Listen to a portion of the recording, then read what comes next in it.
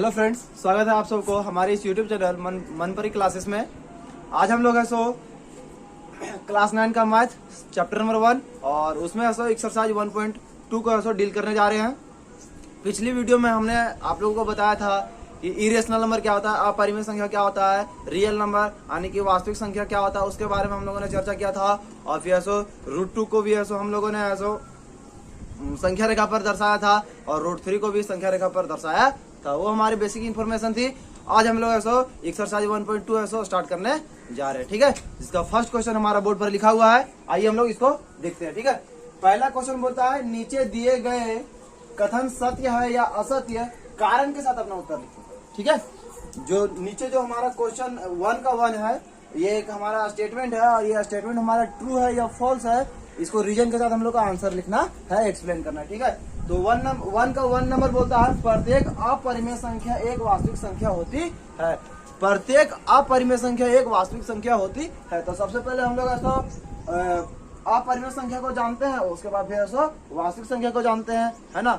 पीछे पहले ही वीडियो में हमने बता चुका है, लेकिन आज फिर से ऐसा क्या कर रहे हैं, रिवीजन करा रहे हैं ताकि हमारा इस क्वेश्चन को डील करने में हमारा मदद मिल सकता है, ठीक है। तो अपरिमेय संख्या वैसे संख्याओं को कहा जाता है जो जिसको है सो हम लोग p/q के रूप में ऐसा नहीं लिख सकते हैं, नहीं दर्शा सकते हैं या फिर नहीं निरूपित कर सकते हैं, है ना। और जहाँ पर p और q दोनों हमारा क्या होगा, पूर्णांक संख्या होगा, इंटीजर्स होगा, और q जो होगा वो कभी भी 0 के बराबर नहीं होना चाहिए, हमारा अपरिमेय संख्या कहता है, ठीक है। और फिर ऐसा हमारा वास्तविक संख्या क्या है, तो वास्तविक संख्या जो है वह एक समूह है किन संख्याओं का, तो ऐसा परिमेय संख्याओं तथा अपरिमेय संख्याओं का एक समूह है। और उन परिमेय संख्या और अपरिमेय संख्या का जो समूह है वही हमारा क्या कहलाता है, हमारा वास्तविक संख्या कहलाता है। वास्तविक संख्या में हमारा परिमेय संख्या और अपरिमेय संख्या दोनों आ जाता है, लेकिन यहाँ बोल रहा है प्रत्येक अपरिमेय संख्या एक वास्तविक संख्या होती है।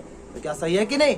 परिमेय संख्या में हमारा क्या वास्तविक संख्या में क्या होता है कि परिमेय संख्या भी आता है और अपरिमेय संख्या भी आता है। तो यहाँ क्वेश्चन हम आधे बोल रहा है कि अपरिमेय संख्या हमारा जितना भी अपरिमेय संख्या है वो हमारा वास्तविक संख्या है। क्या सही है स्टेटमेंट है या नहीं, सही है ना।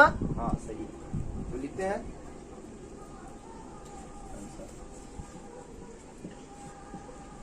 सत्य है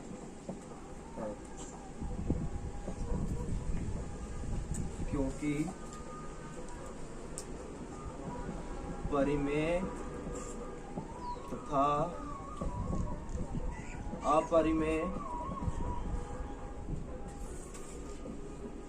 संख्या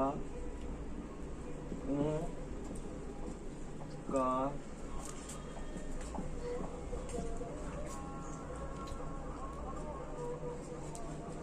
समूह वास्तविक संख्या कहलाती है, ठीक है।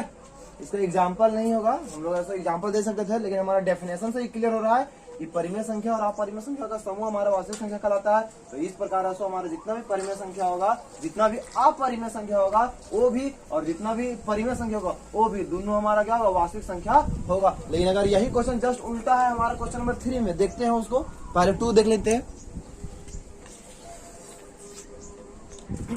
हाँ, तो हमारा जो सेकेंड नंबर है वो कहता है कि संख्या रेखा का प्रत्येक बिंदु √m के रूप का होता है, जहां m बराबर m एक प्राकृत संख्या है, जहां m क्या है, एक प्राकृत संख्या है। तो यहाँ पर हम लोग को 2 टर्म देखने के लिए मिला है, एक संख्या रेखा और एक हमको मिला है प्राकृत संख्या। एक मिला संख्या रेखा और एक मिला संख्या रेखा, दूसरा मिला है प्राकृत संख्या। तो आइए हम लोग पहले ऐसो संख्या रेखा को जानते हैं और प्राकृत संख्या को जानते हैं। तो संख्या रेखा में हमारा क्या आता है कि -∞ से लेकर के +∞ तक हमारा क्या होता है, नंबर रिप्रेजेंट होता है। 0 यहाँ होता है, यहाँ 1 2 3 4, यहाँ -1 -2 -3, यहाँ 1 2 3, है ना। इसी तरह बढ़ते चला जाता है। कहने का मतलब कि हमारा जो संख्या रेखा पर होता है वह नेगेटिव नंबर्स भी होता है, पॉजिटिव नंबर्स भी होते हैं, है ना।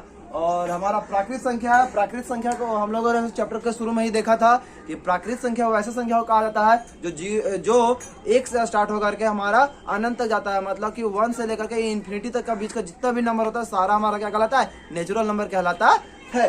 तो बोलता है संख्या रेखा का प्रत्येक बिंदु रूट m के रूप का होता है। एक यहाँ भी समझने की हम लोग को जरूरत है, रूट है। रूट कहने का मतलब रूट के अंदर चाहे नेगेटिव नंबर जाए चाहे पॉजिटिव नंबर जाए, वो हमेशा क्या आता है, हमारा बाहर करके पॉजिटिव नंबर भी निकलता है ना। तो यहाँ बोलता है कि m जो है वह एक प्राकृत संख्या है। तो अगर प्राकृत संख्या सारे कितने क्या होते हैं, पॉजिटिव होते हैं कि नहीं, 1 से लेकर के हमारा कितना अनंत तक जाता है, सारा हमारा पॉजिटिव नंबर होता है। तो अगर हम लोग यहाँ पर अगर नेचुरल नंबर को दर्शाते हैं तो यहाँ पर हमारा रूट m के रूप में है। तो m जो हमारा क्या है, m हमारा, इसको थोड़ा सा इरेज करते हैं, ये हो गया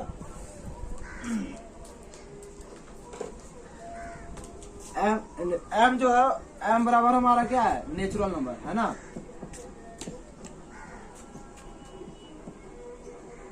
नेचुरल नंबर से कहने मतलब हमारा 1 2 3 4 5 इसी तरह से बढ़ते हुए कहाँ तक जाएगा, अनंत तक जाएगा, है ना।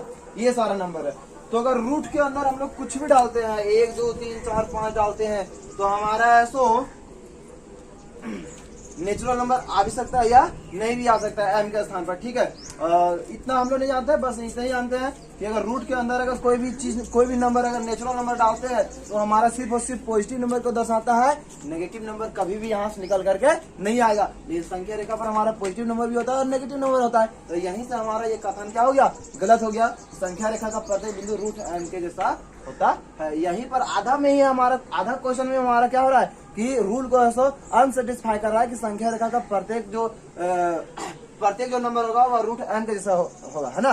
तो रूट m तो यहाँ पर बता दिया कि m जो क्या है, प्राकृत संख्या है। तो प्राकृत संख्या को अभी हम लोग को नहीं जानना है, यहीं पर हम लोग को देखना है कि अगर रूट के अंदर अगर कुछ भी नंबर रहता है तो हमेशा क्या आता है, प्लस के साथ बाहर आता है, ठीक है। अगर हम लोग का प्लस के साथ आएगा तो संख्या रेखा पर हमारा प्लस और माइनस दोनों होता है, ठीक है। प्लस और माइनस नंबर दोनों होता है, प्लस में भी होता है और माइनस में भी होते हैं। तो अगर संख्या रेखा का अगर प्रत्येक बिंदु जो होगा वो अगर इस फॉर्मेट का होगा तो हमारा क्या होगा, कभी भी ऐसा नेगेटिव नंबर निकल लेगा नहीं। और यहीं पर हमारा संख्या रेखा का जो नियम है उसको क्या करता है, अनसेटिस्फाई कर देता है,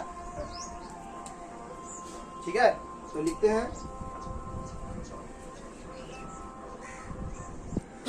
हाँ, तो संख्या रेखा का अगर प्रत्येक बिंदु अगर रूट m के रूप का होगा, जहाँ m जो होगा वह प्राकृत संख्या है, तो ये कथन हमारा क्या होगा, अनसेटिस्फाई होगा, मतलब असत्य होगा और फॉल्स होगा। क्यों?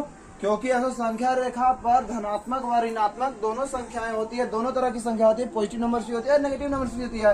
यदि संख्या रेखा का प्रत्येक बिंदु रूट m का रूप का होता है तो हमें कभी भी वहां से नेगेटिव संख्या नहीं प्राप्त होगी, ऋणात्मक संख्या प्राप्त नहीं होगा, है ना। जो कि ऐसा क्या होगा, संख्या रेखा के नियम का पालन कभी नहीं करेगा, है ना। संख्या रेखा का नियम का पालन नहीं करेगा और इस तरह से हमारा क्या होगा, जो कथन है वह फॉल्स हो गया, ठीक है। तो आइए हम लोग ऐसा क्वेश्चन के प्रश्नावली के अगले क्वेश्चन की ओर बढ़ते हैं, है ना। तो क्वेश्चन नंबर 1 का 3 हमारा कहता है प्रत्येक वास्तविक संख्या एक अपरिमेय संख्या होती है। क्या बोलता है, प्रत्येक वास्तविक संख्या जो होती है वह अपरिमेय संख्या होती है। तो फिर से हम लोग ऐसा क्वेश्चन नंबर 1 का 1 जो सॉल्व किया जस्ट उसका उल्टा ही है। उसमें था कि प्रत्येक अपरिमेय संख्या एक वास्तविक संख्या होती है और इसमें पूछ दिया है कि प्रत्येक वास्तविक संख्या एक अपरिमेय संख्या होती है।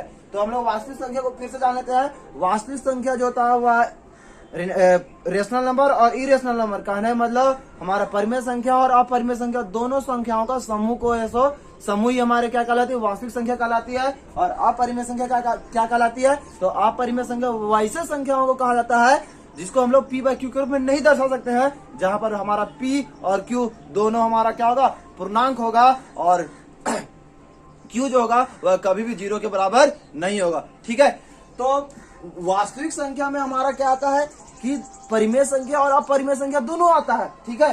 तो बताओ कि प्रत्येक जितना भी वास्तविक संख्या है वो कभी भी हमारा मतलब वास्तविक संख्या में हमारा परिमेय भी आता है, अपरिमेय भी आता है ना। तो एग्जांपल में हम लोग एक परिमेय संख्या ले लेते हैं 2/3, ठीक है, या 2 ही ले लेते हैं, 3 ले लेते हैं, तो क्या 2 जो होगा वो कभी भी हमारा अपरिमेय संख्या होगा, नहीं होगा, है कि नहीं होगा, नहीं होगा। तो चलो आंसर लिखते हैं।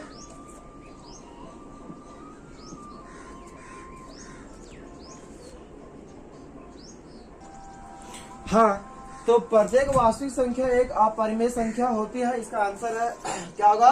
असत्य होगा। क्यों? क्योंकि ऐसा वास्तविक संख्या में परिमेय तथा अपरिमेय दोनों तरह की संख्या होती है। जैसे 1, 2, 3, 4, 7/6, 5/4, 9/10, जो भी बोलना है, नहीं जितना भी परिमेय संख्या की एग्जाम्पल में ले सकते हैं वो हमारा क्या होगा? वास्तविक संख्या होता है। लेकिन ऐसा हमारा अपरिमेय संख्या नहीं होता है। क्यों? क्योंकि 1 को हम लोग p/q के रूप में लिख सकते हैं, 2 को भी p/q के रूप में लिख सकते हैं, 3 को भी ऐसा p/q के रूप में लिख सकते हैं, 4 हमारा ऑलरेडी p/q के फॉर्मेट में है, 7/6 भी हमारा क्या है? p/q के फॉर्मेट में है। तो इस तरह से हम लोग का ऐसा क्वेश्चन नंबर 1 क्या होता है? कंप्लीट होता है। अब आगे हम लोग ऐसा क्वेश्चन नंबर 2 को ऐसा डील करते हैं।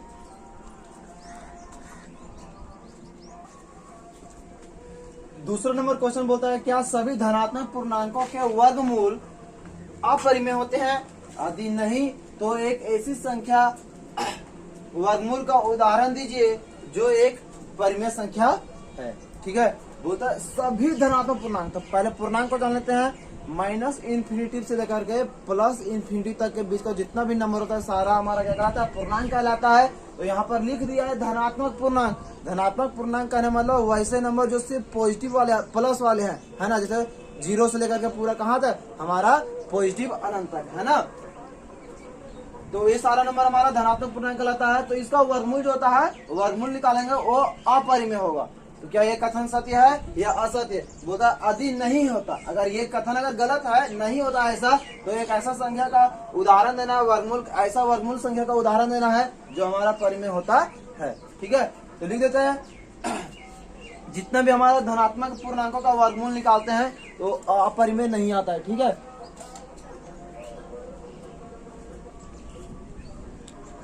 हाँ, तो हम लोग ऐसे यहाँ पर एग्जाम्पल लेते हैं।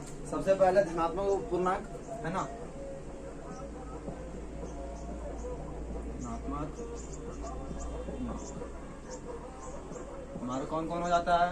1, 2, 3, 4, 5, 6, 7, 8, 9। इसी तरह से कहाँ तक जाएगा? इन्फिनिटी तक जाएगा, है ना। ये सारे हमारे धनात्मक पूर्णांक है। तो बोलता है कि सबका वर्गमूल है सो क्या होता है? अपरिमेय होता है। तो यही पहले क्वेश्चन देख लेते हैं हम लोग। पहले नंबर 1, है ना। तो 1 का अगर वर्गमूल निकालते हैं, √1 का वर्गमूल तो हमारा क्या होता है? 1 होता है। तो बताइए कि यहाँ पर हमारा क्या 1 हमारा जो है परिमेय संख्या है या अपरिमेय संख्या है? परिमेय है कि नहीं, है ना। तो यहीं पर हमारा क्या होता है? ये कथन गलत हो जाता है। कहने मतलब कि सभी धनात्मक पूर्णांकों के वर्गमूल अपरिमेय नहीं होते हैं, है ना। तो यही हमारा क्या हो गया? आंसर हो गया। घेर देते यहाँ पर।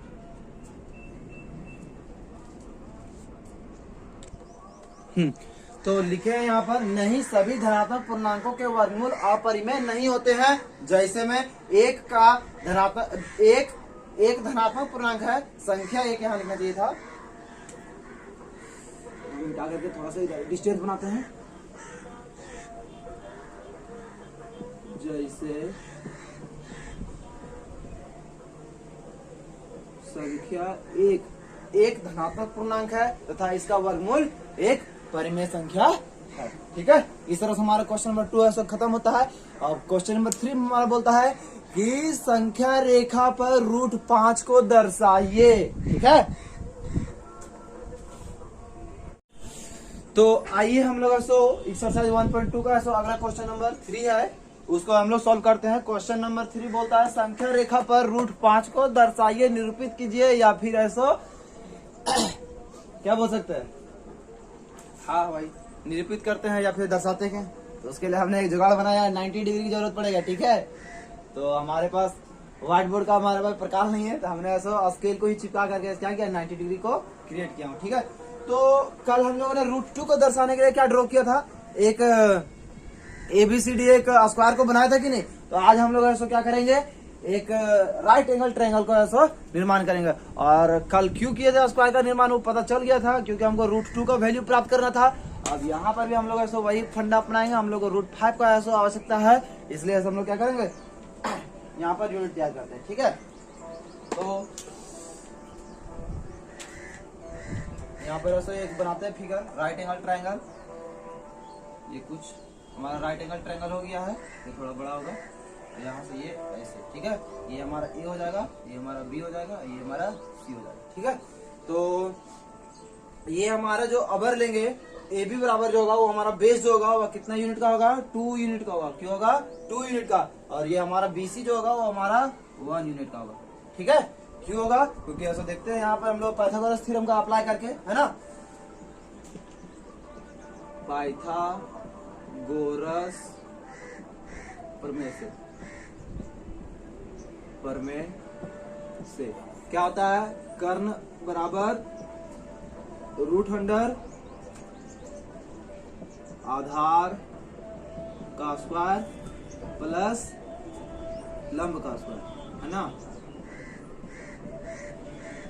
ठीक है, वैल्यू सब्स्टिट्यूट करो। कर्ण हमारा कौन है, एसी है, और बेस हमारा कौन है, ए बी है, ए बी का स्क्वायर प्लस हमारा परपेंडिकुलर कौन है, बीसी है, तो बीसी का स्क्वायर। ठीक है, तो एसी बराबर हमारा क्या हो जाएगा, रूट अंडर 2 का स्क्वायर प्लस 1 का स्क्वायर। तो इस तरह से हमारा क्या हो जाएगा, इसको तोड़ेंगे, हल करते हैं, तो रूट अंडर 4 प्लस 1, है ना, क्योंकि 2 का स्क्वायर कितना होगा, 4 होगा, और 1 का स्क्वायर कितना होगा, 1 होगा। तो इस तरह से हमारा क्या निकल गया, रूट 5 का वैल्यू निकल गया। अब पता चल गया इस ट्रायंगल के यूज हम लोग क्यों किया, 2 यूनिट यहाँ क्यों लिए, 1 यूनिट क्यों लिए, इस तरह से हमको रूट 5 का वैल्यू निकालना था। अब एसी को हम लोग क्या करेंगे, कल जिस तरह से एसी को कल हम लोग क्या किया था, एक नया यूनिट मान लिए थे, और इस यूनिट की मदद से हम लोग क्या किया था, एक चाप बनाए थे, और चाप बना करके जो चाप बना था वही हमारा क्या था, रूट 5 था, है ना। तो यही अब नंबर हमारा क्या निकल गया, रूट 5 निकल गया, है ना, एसी बराबर रूट 5 निकल गया। ठीक है, अब ऐसे हम लोग फिगर को ड्रॉ करते हैं, तो सबसे पहले एक नंबर लाइन को क्या करते हैं, बनाते हैं, है ना। तो नंबर लाइन बनाने के लिए हम लोग ऐसे लेते हैं, ब्लू पेन से ही बनाते हैं। ये हमारा इतना ऊपर से लेते हैं, ठीक है।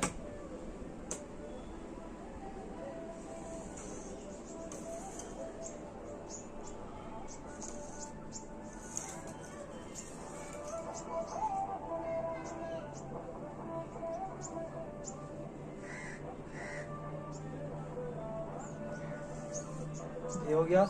यहाँ पर हमारा नंबर लाइन में इधर क्या होता है, यहाँ पर हम लोग लेते हैं 0, ठीक है, और 2 के लिए कर लेते हैं।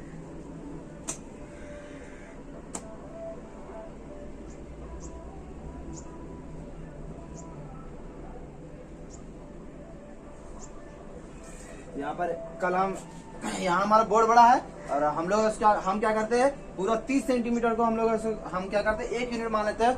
आपका मर्ज है, कोई जरूरी नहीं है, कितना हो भी हम लोग ले सकते हैं, मान लेते हैं हम लोग 1 यूनिट यहाँ मान लेते हैं, ठीक है। लेकिन ऐसा दूसरा यूनिट जो लेंगे उससे जितना दूरी का 1 यूनिट होगा उतना ही दूरी का दूसरा यूनिट भी होना चाहिए, है ना। संख्या रेखा यही रूल होता है। यहाँ पर 1 यूनिट हो गया, और इसको नाप लेते हैं एक्यूरेसी के लिए हम, है ना, क्योंकि हम बोले थे कि माप हमारा गड़बड़ नहीं होना चाहिए। माप गड़बड़ होगा तो हमारा ये लगभग 22.5 यहाँ से यहाँ आया हमारा 2 यूनिट, यहाँ पर 2 यूनिट आया, और इधर हमारा 0 की इधर क्या हो जाएगा, जितना दूरी ये है उतना ही दूरी पर इधर भी लेंगे, तो -1 -2 -3 इधर भागेगा। इधर 2 यूनिट के बाद इधर क्या आएगा, 3 यूनिट 4 यूनिट आ जाएगा, ठीक है। ये 24 के जैसा लग रहा है ना, ये यू है, ठीक है। अब है सो हम लोग क्या, यहाँ पर हम लोग का बिंदु ए जो होगा वहां पर हम लोग क्या करते हैं, ए लिख देते हैं डायरेक्ट, ठीक है। हमारा पॉइंट ए हो गया 0 के जगह पर, और ए से बी के बीच की दूरी हमारा कितने यूनिट है, 2 यूनिट है। यहाँ हमारा ये देखो 2 यूनिट्स हो गया, तो यहाँ पर हम लोग क्या करते हैं, बी ले लेते हैं, ठीक है। पॉइंट बी हमारा ये हो गया, ये हमारा पॉइंट बी हो गया। अब हमारा पॉइंट बी पर हमारा ये क्या बोले, जो राइट एंगल ट्रायंगल है, तो ऐसो यहाँ पर कौन बी बराबर हमारा क्या होगा, यहाँ पर ऐसा राइट एंगल ट्रायंगल बनाते हैं। ये हमारा राइट एंगल है, राइट एंगल आप लोग बनाने के लिए जानते होंगे, है ना। तो हमारे पास प्रकार नहीं है, इसलिए हमने जुगाड़ लगाया, और ये देखो हमने क्या किया, ये अपना मिनटों में ऐसा राइट एंगल को क्रिएट कर लिया, है ना। अब यहाँ से इसको हम लाइन को लंबा खींच लेते हैं, ताकि हमको चाप लेना है ना, नाप लेना है ऊपर की।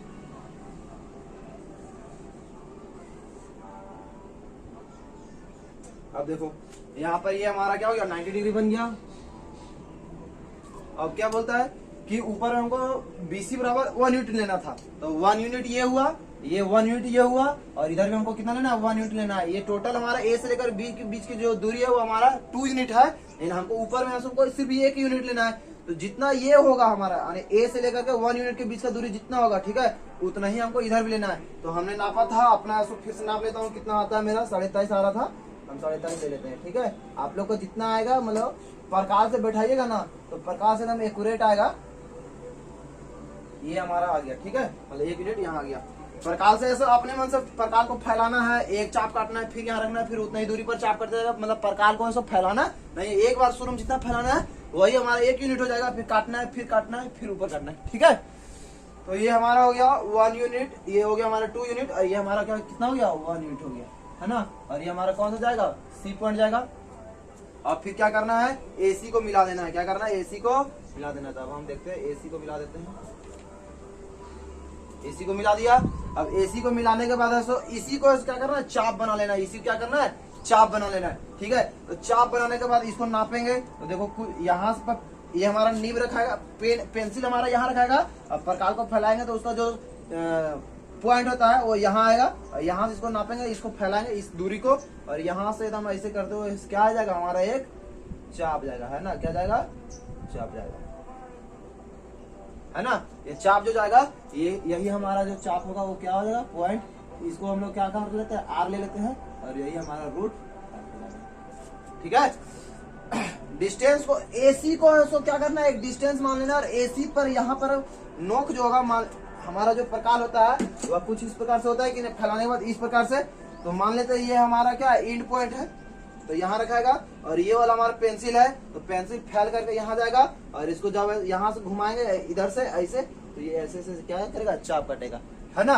तो ये तरह से हमारा क्या हो गया, रूट 5 का निर्माण हो गया, ठीक है। अब इसका हम लोग स्टेप लिखते हैं। यहाँ पर ऐसो लिख देना कि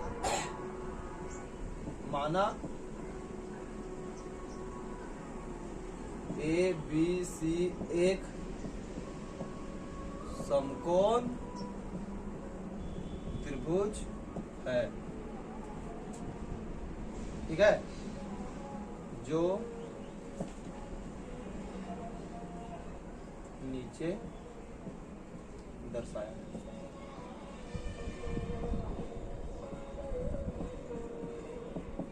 इसमें दर्शा दिए हैं कि ए बी बराबर इतना। अब इसको ऐसे हम लोग क्या करते हैं, कैसे कैसे स्टेप है उसको हम लोग क्या करते हैं, लिखते हैं, ठीक है। हाँ, तो पहला स्टेप हम लोगों ने क्या किया, ये जो संख्या रेखा खींचा था उसको हम लोग ने एल मान लिया था, और लिख दिया हूँ कि एक संख्या रेखा एल खींचा। दूसरा स्टेप क्या किया कि 2 यूनिट का एक पॉइंट ए से ऐसा 2 यूनिट की दूरी पर हम लोगों ने एक पॉइंट बी माना, तो वही लिखा हूँ कि ए बी बराबर 2 यूनिट लिया, है ना। और फिर तीसरा स्टेप हम लोगों ने क्या किया था कि पॉइंट बी पर है तो हम लोगों ने एक 90 डिग्री का कोण बनाया था, है ना, 90 डिग्री का। तो हमारा लिख दिया हूँ यहाँ पर कि कोण बी बराबर हमारा 90 डिग्री होगा, ठीक है। और फिर ऐसा हम लोगों ने क्या किया, पॉइंट बी से ऐसो जो लंब बनाया था उस पर 1 यूनिट की दूरी पर हम लोगों ने एक अन्य पॉइंट लिया था, पॉइंट सी लिया था, है ना। तो वहां पर लिख दिया हूँ कि बीसी बराबर 1 यूनिट लिया, है ना, बीसी बराबर 1 यूनिट लिया, है ना। और फिर ऐसा हम लोगों ने क्या किया कि एसी को मिला दिया, तो लिख दिया हूँ एसी को इकाई, यहाँ पर छूट गया है भी नंबर, ये इसको 6 इसको 7, एसी को मिला दिया, एसी को मिला दिया। और उसके बाद फिर 6 नंबर में क्या किए, एसी को इकाई मात्र मानते हुए एसी को ही हम लोग क्या किए, यूनिट मान लिए, है ना। एसी को पूरा, एसी का जितना दूरी है प्रकार यहाँ रखेंगे। अब पेंसिल को फैलाते हुए यहाँ इस पॉइंट प्रकार का जो नीब होता है, सुई जो होता है, नीडल जो होता है, उसको ए पर रखेंगे, और उसको फैलाते हुए पेंसिल को कहाँ लाएंगे, सी पर। और सी को ऐसे हम क्या करेंगे, पेंसिल को धीरे धीरे घुमाएंगे तो जरूर चाप बनेगा, और जो चाप बनेगा वही हमारा क्या रहेगा, जो चाप बनेगा वो पॉइंट सी से शुरू होगा, और कहाँ पर नंबर लाइन पर गिरेगा कि नहीं, तो वही लिखे हैं कि एसी को इकाई मात्रक मानते हुए बिंदु सी से संख्या रेखा एल पर, बिंदु सी से संख्या रेखा हमारा एल पर एक चाप खींचेंगे जो बिंदु आर को दर्शाती है। जो किसको दर्शाती है, बिंदु आर को दर्शाती है कि नहीं, ये जो चाप आया वो बिंदु आर को दर्शाया है। और फिर बोले हैं कि बिंदु आर ही संख्या रेखा पर √5 है। बिंदु आर जो है वो हमारा संख्या रेखा पर क्या है, √5 है। क्यों? क्योंकि ये दूरी हमारा क्या है, ये √5 निकाले थे कि नहीं पाइथागोरस थ्योरम से। तो इस तरह से हमारा जो होता है एक्सरसाइज 1.2 हमारा क्या होता है, खत्म होता है। तो हम आशा करते हैं कि आप सबों को हमारा जो ये पूरा वीडियो आपको पसंद आएगा। √5 को दर्शाने के लिए आप लोग सीख गए होंगे। आप लोग पूरा प्रैक्टिस कीजिए और खूब मेहनत कीजिए, क्योंकि मेहनत ही हमारा क्या लाता है, हमारा ऐसो रंग लाता है ना। हमारे चेहरे पर भी रंग लाता है और हमारे ऐसो कर्तव्य पर भी, हमारा ऐसो भविष्य पर भी ऐसो रंग लाता है ना। तो इसलिए मेहनत, जो मेहनत करता है वही ऐसो सफल होता है दोस्तों। इसलिए मेहनत जरूर करना है। मैथ्स को जितना रिवीजन कीजिएगा उतना आप लोगों को ऐसा प्रॉफिट होगा, उतना ही आप लोग का ऐसा दिमागी कसरत में ये सब घूमते रहेगा और ऐसा अच्छे मार्क्स आप लोग गेन कर पाओ, है ना। तो अगर हमारा वीडियो अच्छा लगता है तो आप लोग ऐसा अपने दोस्तों को भी जरूर सजेस्ट करें और मनपरी क्लासेस को लाइक करें, सब्सक्राइब करें और कमेंट में हमें जरूर सजेस्ट करें कि ऐसा क्या कुछ करना चाहिए, है ना। और मैं पिछले वीडियो में बताया था और इस वीडियो में बोल रहा हूँ कि अगर आप लोगों को अगर इस सॉल्यूशन को अगर इंग्लिश में चाहिए तो आप लोग जरूर कमेंट करें, मैं ऐसा वीडियो अपलोड कर दूंगा। धन्यवाद।